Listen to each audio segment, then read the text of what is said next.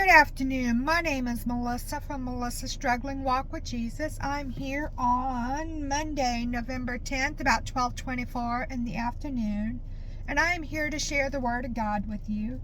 Today I am sharing 1 Samuel chapter 6 through 8 in this video as time allows.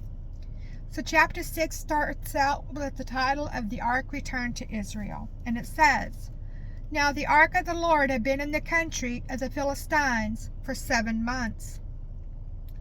And the Philistines called for the priests and the diviners, seers, saying, 'What shall we do with the ark of the Lord? Let us know how we can send it back to its place.' They said, 'If you send away the ark of the God of Israel, do not send it empty without a gift, but be sure to return it to him together with a guilt offering.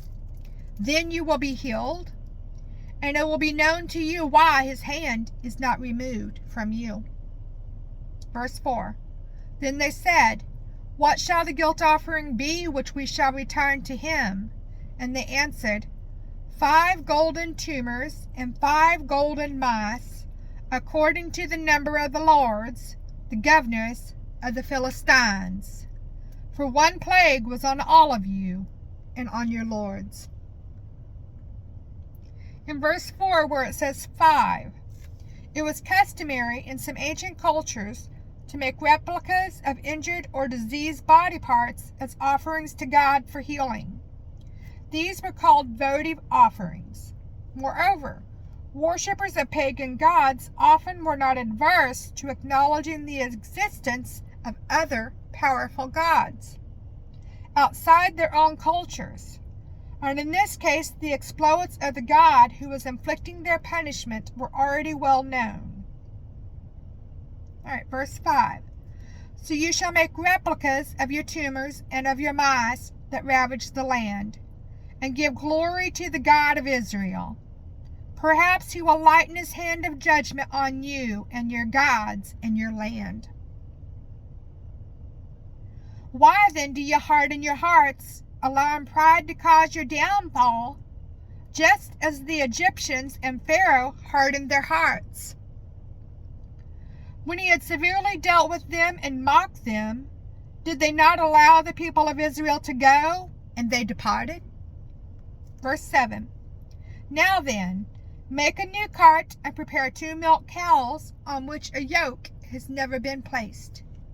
And hitch the cows to the cart and take their calves back home, away from them." All right, in verse 7, where it says milk.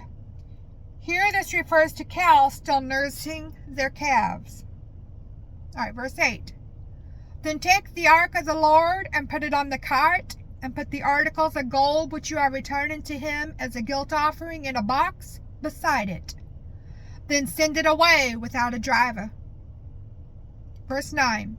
"But watch, if it goes up by the way of its own territory to Beth Shemesh, then you will know that he has done us this great evil. But if not, then we will know that it was not his hand that struck us. This disaster happened to us by chance." All right, in verse 9, where it says, "If it." The nature of the milk cows would be to turn back toward their calves and not proceed forward as they did toward Beth Shemesh. All right, also in verse 6, where it says Beth Shemesh, this is a town belonging to the tribe of the sons of Judah. All right, verse 10. "And the men did so, and took 2 milk cows, and hitched them to the cart, and corralled their calves at home. And they put the ark of the Lord on the cart, and the box containing the golden mice and the replicas of their tumors. And the cows went straight toward Beth Shemesh along the highway, lowing as they went, and did not turn away to the right or to the left. And the Philistine lords, the governors, followed them to the border of Beth Shemesh. Now the men of Beth Shemesh were gathering their wheat harvest in the valley, and they looked up and saw the ark and rejoiced to see it. The cart came into the field of Joshua of Bethshemesh and stopped there. A large stone was there, and the men split up the wood of the cart for firewood, and offered the cows as a burnt offering to the Lord. The Levites had taken down the ark of the Lord and the box beside it, in which were the articles of gold, and put them on the large stone.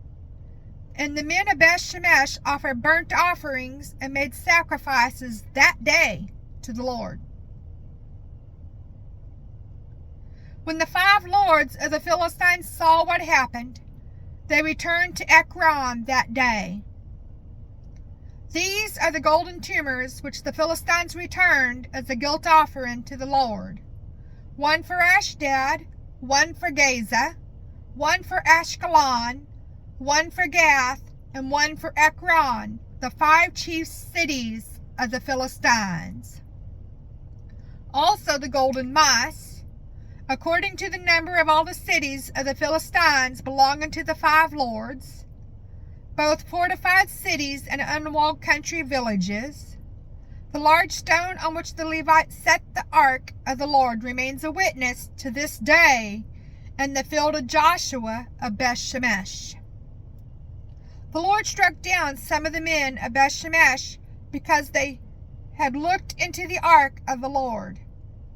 And he struck down 50,070 men among the people. And the people mourned because the Lord had struck the people with a great slaughter. The men of Bethshemesh said, "Who is able to stand before the Lord, this holy God? And to whom shall he go up from us?" And they sent messengers to the residents of Kiriath-Jearim, saying, "The Philistines have returned the ark of the Lord. Come down and take it up to you." All right, so chapter 7. The title is Rescue from the Philistines. Excuse me.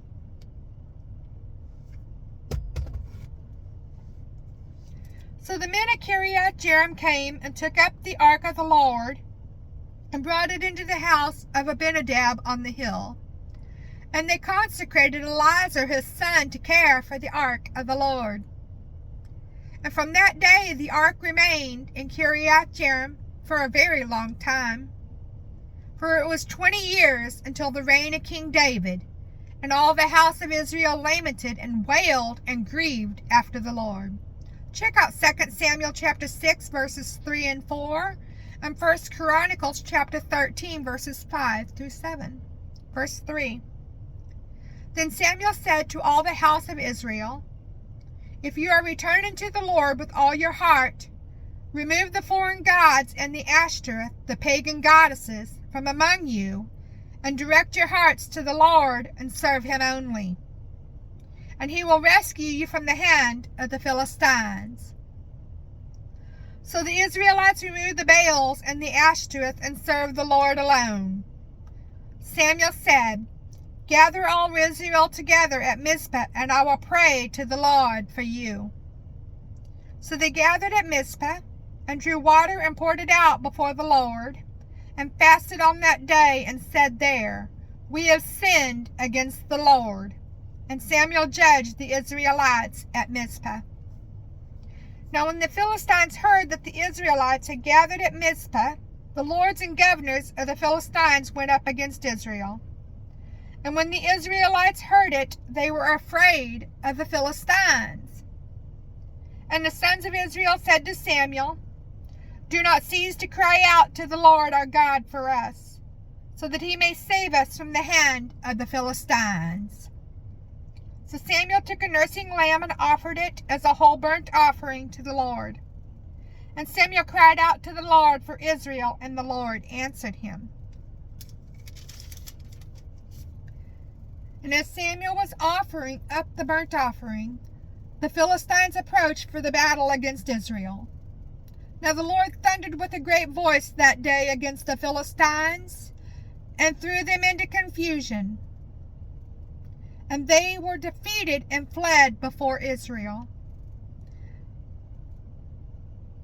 And the men of Israel came out of Mizpah and pursued the Philistines. and struck them down as far as the territory below Beth-car. Then Samuel took a stone and set it between Mizpah and Shin, and he named it Ebenezer, which means stone of help, saying, "Thus far the Lord has helped us." So the Philistines were subdued, and they did not come any more into Israelite territory. And the hand of the Lord was against the Philistines all the days of Samuel. The cities which the Philistines had taken from Israel were restored to Israel, from Ekron to Gath, and Israel recovered the cities' territories from the Philistines. Also there was peace between Israel and the Amorites. All right, 1 Samuel chapter 7, starting with verse 15. The title is Samuel's Ministry, and it says, "Now Samuel judged Israel all the days of his life. He used to go annually on a circuit to Bethel, Gilgal, and Mizpah, and he judged Israel in all these places. Then he would return to Ramah, because his home was there, and there he judged Israel, and there he built an altar to the Lord." All right, 1 Samuel chapter 8. The title starts out with Israel demands a king. And it says, "And it came about when Samuel was old that he appointed his sons as judges over Israel.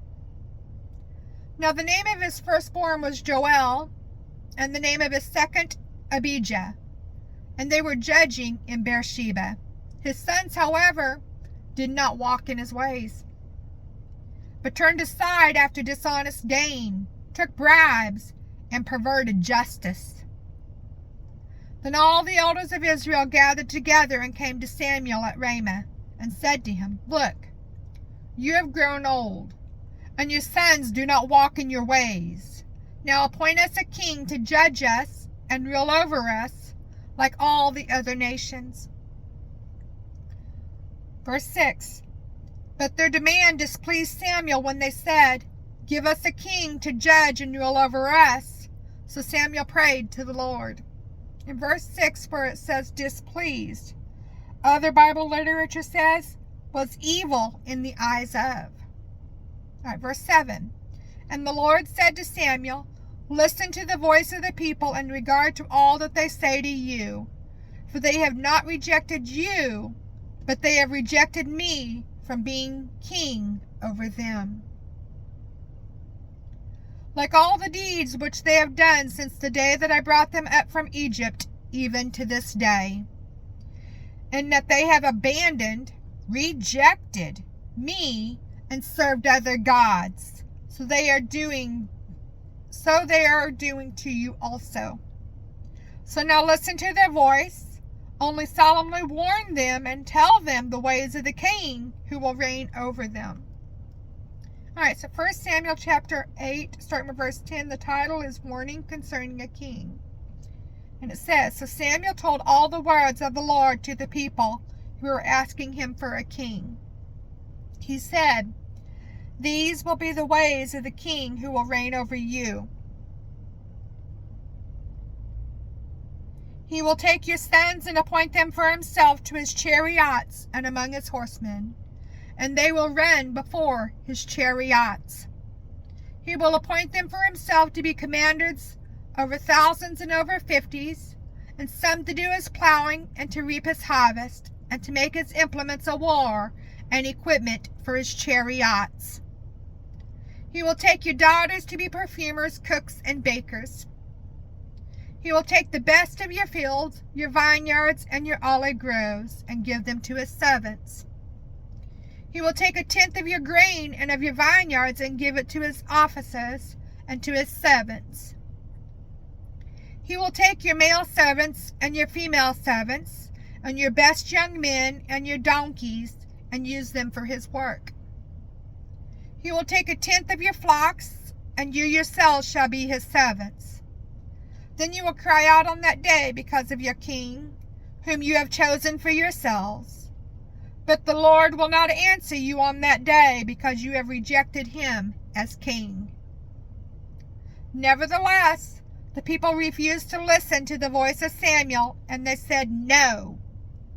but there shall be a king over us, so that we too may be like all the nations around us, that our king may judge and govern us and go out before us and fight our battles. Samuel had heard all the words of the people and repeated them to the Lord.